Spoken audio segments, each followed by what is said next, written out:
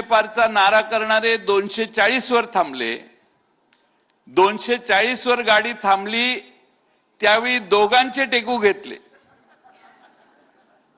आणि एक बिहारचा टेकू आणि एक तिकडे आंध्र प्रदेशचा टेकू, दोघं एवढी पलटी मारण्यात भाद्दर आहेत की यांचं दिल्लीचं सरकार कधी खाली येईल याचा नेम नाही.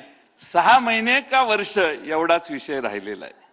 आणि म्हणून लाल किल्ल्यावरून भाषण करताना युनिफॉर्म सिव्हिल कोड नाही, सेक्युलर सिव्हिल कोड, सेक्युलर शब्द वापरायला लागायला लागला. याच्यातच तुमची हार आली.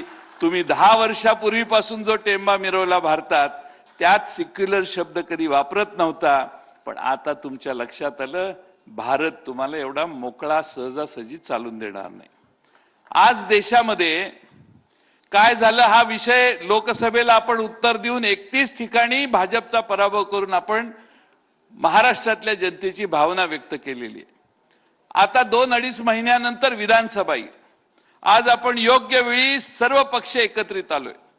उद्धवजींनी सांगितलं तसं आपण सगळे एक दिलाने एक मुखानं राहिलो तर महाराष्ट्रातलं सरकार हे महाविकास आघाडीचं येईल. ही काळ्या दगडावरची रेघ आहे. तुम्ही काही चिंता करू नका. पण एकमेकाला सहाय्य करणं आणि आपला महाविकास आघाडीचा त्या मतदारसंघातला उमेदवार विजयी कसा होईल हे बघण्यासाठी आपण सगळे आजपासून कामाला लागलं पाहिजे. सगळ्यात महत्वाचा भाग आहे तो म्हणजे सरकार कसं चाललंय. सरकारने उद्धवजींनी त्याचा थोडक्या वेळापूर्वी उल्लेख केला. या महाराष्ट्रामध्ये हिंदू देवस्थानाला छत्रपती शिवाजी महाराजांच्या वेळेपासून वेगवेगळ्या देवस्थानाला जमिनी देण्यात आलेल्या होत्या.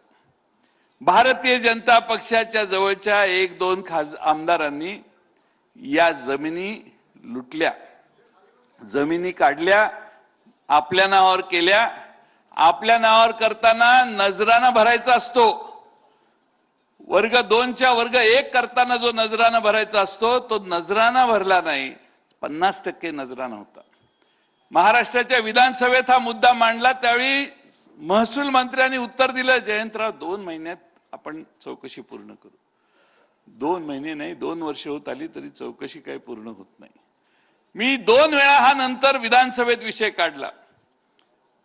काल परवा 13 तारखेला माझ्या माहितीप्रमाणे महाराष्ट्राच्या कॅबिनेटने निर्णय घेतलेला आहे की अशा देवस्थानाच्या जमिनी किंवा वर्ग 2च्या वर्ग 1 करण्यासाठी जो 50% नजराना आहे ती नजराण्याची किंमत कमी केलेली आहे आणि आता 5% नजराना भरून या जमिनी वर्ग 2च्या 1 करा.